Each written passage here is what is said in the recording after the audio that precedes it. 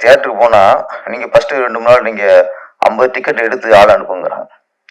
நம்மளும் படத்தை எடுத்து நடிகை சம்பளத்தை கொடுத்து டெக்னீஷியன் சம்பளத்தை கொடுத்து வட்டியை கட்டி படத்தை ரிலீஸ் பண்ணா நீயே தியேட்டருக்கு ஆள் கொண்டு வான்னு சொன்னா இங்கதான் சினிமா எந்த அளவுக்கு ஆபத்துல இருக்குன்னு யோசிக்கணும். புடிச்சிருக்குதா வேலை? அதை விட 50 டிக்கெட் 50 ஆள் உள்ளாடு போனோம். என்ன வேலை கடைசி புடிச்சு என்ன வேலையை போச்சு? இப்ப அவனு டிக்கெட் கிளிக்கிற வேலையை போச்சு கடைசியா தேட்டர்ல போய். இல்ல பெரிய ஒரு ஆபத்துல இருக்கு. இது நம்ம நானும் பேசிட்டு இப்ப உதயகுமார் சாரும் பேசி ராஜன் சாரும் பேசிட்டு இது பேசிலே போற விஷயமே இல்லது. இதுக்கு தீர்வு வேணும். மக்கள் ஏன் வர மாட்டேங்கிறாங்க? ஒண்ணு நம்ம நிறைய படங்கள் தரம் இல்லாம இது இல்லாம எடுத்து கொடுத்தாலும் பார்த்து பயந்துட்டாங்களா? அதுவும் ஒண்ணு இருக்குல்ல. 4 சின்ன படம் பார்த்து என்னடா போட்டு வச்சு கொண்டுட்டாங்களே அப்படின்னு சொல்லி அடுத்து இன்னும் சின்ன படம் வரும்போது பயப்படுறான். மக்களை பொறுத்த வரைக்கும் ஒன்னே ஒண்ணுதான் சார். இன்னைக்கு டிக்கெட் வேலை சொல்றான், அதெல்லாம் இல்ல. ஒரு படத்துக்காக அவன் ஒதுக்குற நேரம், இன்னைக்கு நேரம்ங்கிறது மிகப்பெரிய விஷயம். ஒரு படம் 3 hours அங்கே தேட்டருக்குள்ள, அதுக்கு முன்னாடி 1 hour 5 hours 6 hours நான் ஒரு படத்துக்கு ஒதுக்கணும். படம் தேட்டருக்கு போறேன் தான். அப்ப நான் வந்து இன்னைக்கு 6 மணி நேரம் ஒரு படத்துக்காக காலத்தை ஒதுக்குறேன்னா அந்த படம் அதுக்கான ஒர்த்தா இருக்கணும். அதான் முக்கியம். அப்படி ஒர்த்து இல்லைங்கிற பட்சத்துல உள்ள வரமாட்டேங்கிறான். சோ அடுத்ததாக இயக்குனர் பேரரசு அவர்களை ஒரு சில வார்த்தைகளுக்காக அன்போடு அழைக்கிறோம்.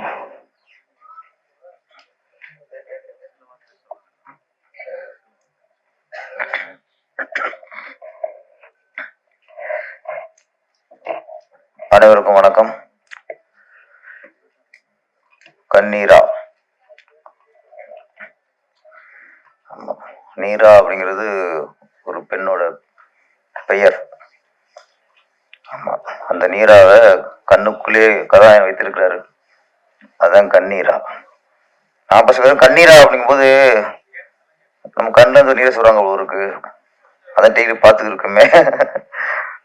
அது டைட்டில் கொஞ்சம் புதுசா இருக்கு. இதுல வந்து நம்மளுக்கு வந்து முக்கியமான விஷயம் என்னன்னா, மனைவி கதை எழுதி கணவன் இயக்கியிருக்கிறாரு. அது புது விஷயம். கணவன் இயக்குறதுக்கு ஒத்துக்கிட்டது ஓகே. அவர் கதாநாயகன் நடிக்கிறதுக்கு ஒத்துக்கிட்டாங்க பாருங்க. நிறைய பேருக்கு பயப்படுவாங்க, சினிமா குருக்க பயப்படுவாங்க. அதில் இயக்குனர் அனுமதிக்கிறது வேற, கதாநாயகனா வேற அனுமதிச்சிருக்காங்க. இங்கேயே இந்த சொன்னீங்களே விட்டு விட்டு கொடுக்கறது, அது இங்கேயே ஆரம்பிச்சு. உங்களுக்கு லைஃப்லயோ இதுலயே ஆரம்பிச்சு. என் கதைய இல்லை கௌசல்யா அவங்க பேரு. ஆமாம், கௌசல்யா கதையை அவங்களே இயக்கியிருக்கணும். அப்படிங்கும்போது அவங்க இல்லை நீங்க இயக்குங்க அப்படின்னு விட்டு கொடுத்துருக்காங்க. ஆமா, இப்போ அடுத்த செகண்ட் பார்ட். அதான் செகண்ட் பார்ட்ல வந்து இப்போ இவர் விட்டு கொடுத்துட்டாரு. நான் ஃபர்ஸ்ட் படம் நான் இயக்கிட்டேன், 2வது படத்தை நீ இயக்கிறேன்ட்டு. இப்போ ஃபர்ஸ்ட் பார்ட் போகும்போது 2வது குழந்தை ரெடி ஆயிடுச்சு. செகண்ட் பார்ட் போகும்போது 3வது குழந்தை ரெடி ஆயிரும்ல.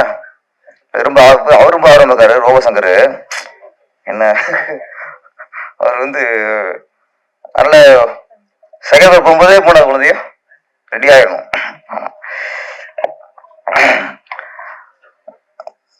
கண்ணீரா காதல் கதை. நம்ம தமிழ் திரையுலகில் இப்போ வந்து காதல் கதை வர்றது ரொம்ப அபூர்வமாயிருச்சு. இப்போ ரொம்ப அபூர்வமாயிருச்சு. அவ்வளோ அதிகமாக வர்றதே இல்லை இப்போலாம். ஆமாம், 20 வருஷத்துக்கு முன்னாடி 25 வருஷத்துக்கு முன்னாடிலாம் ஒரு 10 படம் ரிலீஸ் ஆச்சுன்னா அதுல இருந்து 6 படம் காதல் கதையாக தான் இருக்கும். 4ல் 1 குடும்ப கதையாக இருக்கும், 1 த்ரில்லராக இருக்கும், 2 அடிதடி கமர்ஷியல் அப்படி இருக்கும். இப்போ 10 படம் ரிலீஸ் ஆச்சுன்னா 10 படமே அடிதடி, வெட்டு குத்து, கஞ்சா கடத்தல், கத்தி குத்து, ரேப்பு, பல ஐட்டம் போயிட்டு இருக்கு. காதல் கதையே அபூர்வமா போச்சு. அந்த நேரத்துல ஒரு காதல் கதை ஒரு படம் வருங்கும் போது அதுவே மனசுக்கு இப்போ சந்தோஷமா இருக்கு. நிறைய ஹீரோக்கள் வந்து தொடர்ந்து காதல் கடை பண்ணி தான் பெரிய ஹீரோ ஆயிருக்காங்க. இப்போ விஜய் சார்லாம் பார்த்தா ஃபர்ஸ்ட் மேக்ஸிமம் 25-30 படமா காதல் படம் தான். அதுக்கப்புறம் கமர்ஷியல் ஹீரோவாகி அப்புறம் இளைய தளபதி இன்னைக்கு தலைவர் ஆயிட்டாரு. அது மாதிரி அஜித் சார் அப்படித்தான். பிகினிங் அவரும் 20-25 படம் லவ் ஸ்டோரி தான். அதுக்கப்புறம் இப்போ வீரம், விசுவாசம், விடாமுயற்சின்ட்டு வேற ரேஞ்சில் போயிட்டு இருக்காரு. ஆனா எம்ஜிஆருக்கும் சிவாஜிக்கும் எம்ஜிஆர் சாருக்கும் எவர் கிரீன் படமா அன்பேவா முழுக்க லவ் ஸ்டோரி. அது மாதிரி நடிகத்தில் சிவாஜி கணேசனுக்கு எவர் கிரீன் படமா வசந்த மாளிகை, அது லவ் ஸ்டோரி தான். லவ் ஸ்டோரிலாம் பார்க்கும்போது அது ஒரு ஈர்ப்பு இருக்கும், மனசுக்கு சந்தோஷமா இருக்கும். நம்மளால முடியலைங்கும் போது ஒரு ஹீரோ ஒரு பொண்ணை கட் பண்ணி லவ் பண்றா ட்வீட் போறாங்க போது நமக்கு சந்தோஷமா இருக்கும். சரி ஓகே, நம்ம நினைக்கிறோம் முடியல, ஒருத்தன் நினைச்சிட்டு ட்வீட் போடுறான்.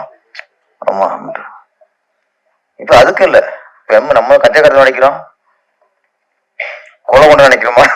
ஆனா இதைத்தான் பண்ணிக்கிட்டு இருக்காங்க இப்போ. இந்த நேரத்துல லவ் ஸ்டோரி, கண்ணீரா லவ் ஸ்டோரிங்கிறது ரொம்ப ஆரோக்கியமான விஷயம். முழுக்க முழுக்க மலேசியாவிலேயே படப்பிடிப்பை நடத்தி நல்ல வேலை ஆடு விஷயம் இங்கே வச்சிங்களே, நீங்க அங்கேயே வச்சு அங்கேயே ரிலீஸ் பண்ணிக்கிறாம. ஒரு தமிழ் படம் மலேசியால படமாக்கப்பட்டாலும் நம்ம இந்தியாவில் தமிழ்நாட்டில் ரிலீஸ் பண்ணணும்னு நினைச்சு அதுக்கு உத்ரா ப்ரொடக்ஷன்ஸ் அதை ரிலீஸ் பண்றாங்க. அவங்களுக்கு வாழ்த்துக்கள். இப்போ வாகை புடிச்சதா இருக்கட்டும், உத்தரா ப்ரொடக்ஷன் சார்பா அவர் பேசும்போது இருக்கட்டும், ஒரு ஆனந்தத்தை இங்கே வெளிப்படுத்தினாங்க. சிறிய படங்கள் தேட்டர் கிடைக்க மாட்டேங்குது, ஆள் வர மாட்டேங்கிறாங்க, படத்தை முடிச்சாலும் ரிலீஸ் பண்றதுக்கு ரொம்ப சிரமமா இருக்கு. இது இவங்களுடைய ஆளுங்க மட்டும் இல்ல, இன்னைக்கு சிறு படங்கள் பண்ற எல்லா பிடிச்சிருக்கும் இந்த ஆளுங்கள் தான். இது எங்கே விட எங்கே தவறு, இதுக்கு என்ன ஒரு முடிவு, ஏகப்பட்ட கேள்வி. நம்ம யாரும் இங்க குறை சொல்ல முடியல. ஏன்னா இப்ப தேட்டர் தர மாட்டேங்கிறாங்கன்னு தேட்டருக்கார குறை சொல்றோம். அவங்களே சொல்றாங்க சின்ன படத்தை போட்டா தேட்டருக்கு ஆள் வர மாட்டேங்கிறாங்க, 10 பேர் 5 பேர் இருக்காங்க அப்படின்னு அவங்க குறை சொல்றாங்க. எந்த பக்கம் நியாயம்னு யோசிக்கணும். அது ரெண்டும் உண்மைதான். சின்ன படங்களுக்கு தேட்டர் கிடைக்கலைங்கிறது உண்மைதான். சிறிய படங்களுக்கு மக்கள் ஆதரவு தர மாட்டேங்கிறாங்க, அவங்க தேட்டருக்குள்ள வர மாட்டேங்கிறாங்க அப்படிங்கிறதும் உண்மைதான். ஆனா ரெண்டுமே குறைதான். திரையுலகுக்கு ரெண்டுமே மிகப்பெரிய ஒரு குறை. அப்ப இதை எப்படி நிவர்த்தி பண்ணணும், அங்கேயே யோசிக்கணும். நம்ம மாறி மாறி குறை சொல்லிட்டே இருந்தோம் வச்சுங்களேன், அது ஒரு வேலைக்கு ஆகாது. மக்களை தேட்டருக்குள்ள கொண்டு வரணும், அதான் இன்னைக்கு வேண்டிய விஷயம். அதுக்கு என்ன பண்ணணும், தயாரிப்பாளர்கள் என்ன பண்ணணும், இயக்குநர்கள், நடிகர்கள்லாம். இப்ப இயக்குனரும் டெக்னீஷியன் தான், படத்தை முடிச்சு கொடுத்துருவாங்க, அவ்வளவுதான். அதுக்கப்புறம் ப்ரொடியூசருக்கு தான் சவாலா இருக்கு. அவ ப்ரொடியூசர் தான் அதை யோசிக்கணும். ஏன் வர மாட்டேங்கிறாங்க, என்ன சிக்கல், எதுக்கு உள்ள வர பயப்படுறாங்க. ரேரா ஒரு படம் 2 படம் தான் ரேரா ஓடுது. அது கூட சின்ன படமா இருக்கும், அது பெரிய கம்பெனி வாங்கி ரிலீஸ் பண்ணுவாங்க. அந்த மாதிரி படங்கள் தான் அவங்க கையில நிறைய தியேட்டர் இருக்கும், அதுதான் போய் கொஞ்சம் ரீச் ஆகுது. சமீபத்துல ராஜன் சார் பேச முடிக்கணும். ராஜன் சார் ராஜனா பேசுறப்ப சமீபத்துல இப்ப சின்ன படம் தியேட்டர் கிடைக்கலைங்கிறது ஒண்ணு. இப்ப தியேட்டர் ரிலீஸ் பண்ணும்போது அவங்க இப்ப ஒரு ரிக்வெஸ்ட் பண்றாங்க ப்ரொடியூசர்கிட்ட. ப்ரொடியூசர் வட்டிக்கு வாங்கியோ கஷ்டப்பட்டு ஒரு படத்தை முடிச்சு தியேட்டருக்கு போனா நீங்க ஃபர்ஸ்ட் 2 நாள் நீங்க 50 டிக்கெட் எடுத்து ஆள் அனுப்புங்கிறாங்க. நம்மளும் படத்தை எடுத்து நடிகர் சம்பளத்தை கொடுத்து டெக்னீஷியன் சம்பளத்தை கொடுத்து வட்டியை கட்டி படத்தை ரிலீஸ் பண்ணா நீயே தேட்டருக்கு ஆள் கொண்டு வான்னு சொன்னா இங்கதான் சினிமா எந்த அளவுக்கு ஆபத்துல இருக்குன்னு யோசிக்கணும். பிடிச்சிருக்குதா வேலை? அது கூட 50 டிக்கெட் 50 ஆள் உள்ளாடு போனோம். என்ன வேலை கடைசி புடிச்சுக்கு என்ன வேலையை போச்சு? இப்ப அவனு டிக்கெட் கிளிக்கிற வேலையை போச்சு கடைசியா தேட்டர்ல போய். இல்லை பெரிய ஒரு ஆபத்துல இருக்கு. இது நம்ம நானும் பேசிட்டு இப்போ உதயகுமார் சாரும் பேசி ராஜன் சாரும் பேசிட்டு இது பேசிலே போற விஷயமே இல்லது. இதுக்கு தீர்வு வேணும். நடிகருடைய சம்பளத்தை குறைக்கணும், இயக்குனர் சம்பளத்தை குறைக்கணும், டெக்னீஷியன் சம்பளத்தை குறைக்கணும், ஷூட்டிங் செலவு குறைக்கணும். இது மட்டும் இல்லையே ப்ரொடியூசருடைய சூழ்நிலை. இது மட்டும் இல்லையே. நாங்கள் எல்லாம் குறைச்சிக்கிறோம், எல்லாம் பண்ணிக்கிறோம், செலவு குறைப்போம், எல்லாம் ஒத்துழைக்கணும். நாங்கள் ஒத்துழைக்கிறோம். ஓகே, ஒத்துட்டதை எல்லாம் ஒத்துட்டாங்க எல்லாருமே. இது இல்லை பிரச்சனை. இப்போ ஷூட்டிங் செலவு குறைக்கிறது பிரச்சனை இல்லை, ரிலீஸ் பண்றதும் பிரச்சனை. அதான் போராட்டம். நீ படம் பண்றது ஈஸி, படம் இருந்தா படம் பண்ணிடலாம். ரிலீஸ் பண்றதா இன்னைக்கு முடியல. தியேட்டர் எங்க இருக்கு? யார் கையில இருக்கு? யார் ஆக்கிரமிச்சிருக்கா? ஏன் கிடைக்க மாட்டேங்குது? இல்ல கிடைச்சா ஏன் கிடைச்சால் கூட்டம் ஏன் வர மாட்டேங்குது? அதான் இப்ப நான் கேட்ட கேள்வி. மக்கள் ஏன் வர மாட்டேங்கிறாங்க? ஒண்ணு, நம்ம நிறைய படங்கள் தரம் இல்லாம இது இல்லாம எடுத்து கொடுத்தாலும் பார்த்து பயந்துட்டாங்களா? அது ஒண்ணு இருக்குல்ல. 4 சின்ன படம் பார்த்து என்னடா போட்டு வச்சு கொண்டுட்டாங்களே அப்படின்னு சொல்லி அடுத்து இன்னும் சின்ன படம் வரும்போது பயப்படுறான். மக்களை பொறுத்த வரைக்கும் ஒன்னே ஒண்ணுதான் சார். இன்னைக்கு டிக்கெட் வேலை சொல்றான், அதெல்லாம் இல்லை. ஒரு படத்துக்காக அவன் ஒதுக்குற நேரம், இன்னைக்கு நேரம்ங்கிறது மிகப்பெரிய விஷயம். ஒரு படமா 3 ஹவர்ஸ் அங்கே தேட்டருக்குள்ள, அதுக்கு முன்னாடி 1 ஹவர், பின்னாடி 5 ஹவர்ஸ் 6 ஹவர்ஸ் நான் ஒரு படத்துக்கு ஒதுக்கணும். படம் தேட்டருக்கு போறேன் தான். அப்ப நான் இன்னைக்கு 6 மணி நேரம் ஒரு படத்துக்காக காலத்தை ஒதுக்குறேன்னா அந்த படம் அதுக்கான ஒர்த்தா இருக்கணும். அதான் முக்கியம். அப்படி ஒர்த்து இல்லைங்கிற பட்சத்துல உள்ள வரமாட்டேங்கிறான். அப்ப நிறைய விசாரிக்கிறாங்க, விசாரிச்சு அதுக்கப்புறம் உள்ள வரான். அப்ப பெரிய ஸ்டாருங்கிறது எங்க தப்பிக்கிறாங்கன்னா அது ஒரு போதையா போச்சு. நான் ஒரு பெரிய ஸ்டார் படத்தை ஃபர்ஸ்ட் ஷோ பார்த்துட்டேங்கிறது அது ஒரு ஃபேண்டசி, அது ஒரு போதை.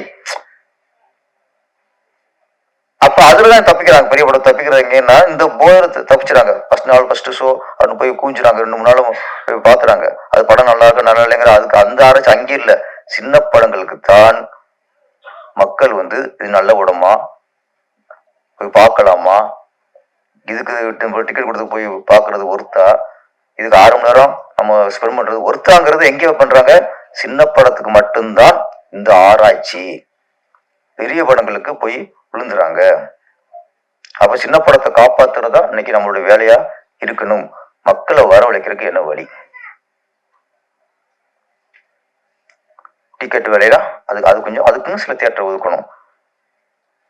20 ரூபா பாப்கார்ன்லாம் இன்னைக்கு 150 ரூபா 200 ரூபா விற்கிறாங்க. தியேட்டருக்கு குழந்தைய கூப்பிட போறது, படம் பார்க்கறது டிக்கெட் விலையை விட பேரண்ட்ஸ் குழந்தையோட தியேட்டருக்கு போறது பயப்படுறாங்க. இப்போ உள்ள போயிட்டா இன்றுள்ள குழந்தைகளுக்கு ஏதாவது வாங்கி கொடுத்து ஆகணும். பெரியவங்களுக்கு தான் படம் நல்லா இருக்கா நல்லா இல்லையா, நல்லா இருந்தா திருப்தி, இல்லைன்னா திருப்தி இல்லை. குழந்தைகளுக்கு அப்படியே இல்லை. தியேட்டருக்கு போனா ஏதாவது வாங்கி சாப்பிடணும். நீ வாங்கி கொடுக்காம வந்தா அது எவ்வளவு காவியமா இருக்கட்டும், அதுக்கு டல்லு தான். அப்ப அதுல வாங்கி கொடுக்கும்போது அதுக்கான பாப்கார்னா இருக்கும், கூல்ட்ரிங்ஸா இருக்கட்டும், பப்ஸா இருக்கட்டும், அது விலை என்ன? இன்னைக்கு வியாபாரம் வேற, கொள்ளடிக்கிறது வேற. 30 ரூபா பொருளை 40 ரூபா 50 ரூபாய்க்கு விற்கிறது வியாபாரம். 30 ரூபா பொருளை 300 ரூபாய்க்கு விற்கிறது கொள்ளை, பகல் கொள்ளை. அப்ப இந்த கொள்ளையை தடுக்கிறது அரசாங்கத்தோட கடமை. 30 ரூபா பொருளை நீ தியேட்டருக்குள்ள போனா 300 ரூபா கொடுத்தினா நீ மக்கள் கொள்ளடிக்கிற. மக்கள் யாரும் நம்பியிருக்காங்க? மக்களை போய் கேண்டீனா போய் அடிக்க முடியும்? இதுக்கு பொறுப்பு அரசாங்கம். ஒரு காலத்துல ஏர்போர்ட்ல தான் டீ 100-150 ரூபா இருக்கும். ஏர்போர்ட்ல தான் ஒரு பப்ஸ் 50-60 ரூபா 100 ரூபா ஆகும்.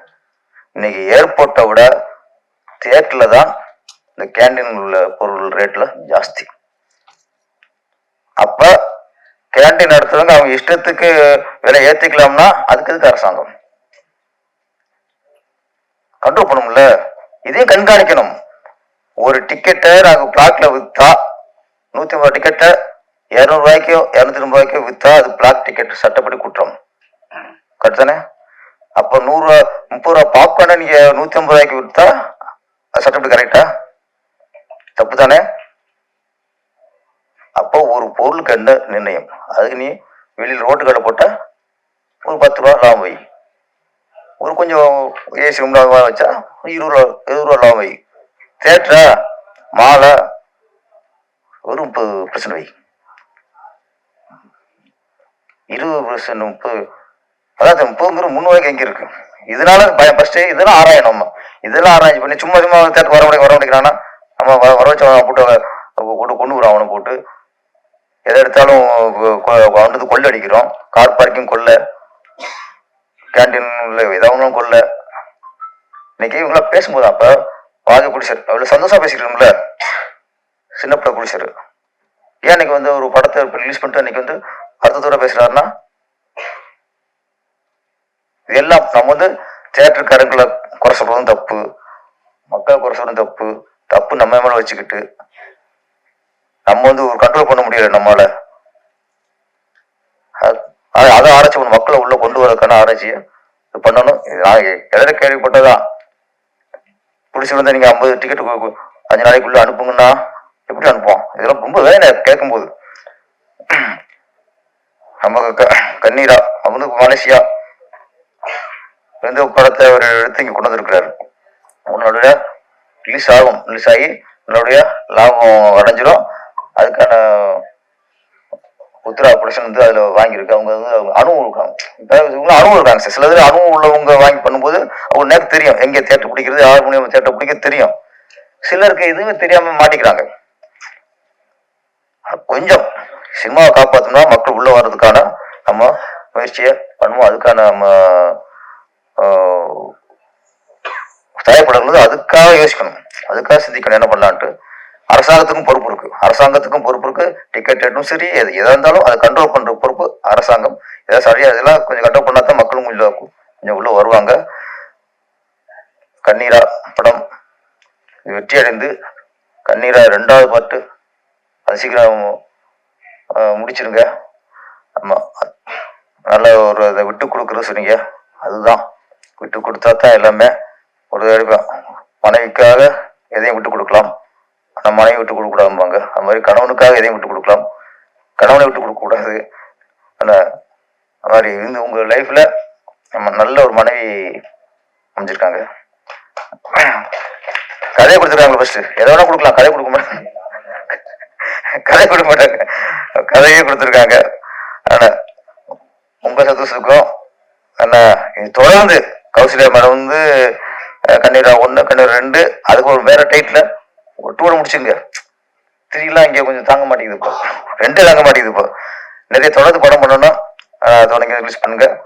அந்த படம் மிகப்பெரிய வெற்றியடைய வாழ்த்துக்கள். நன்றி, வணக்கம். Thank you sir.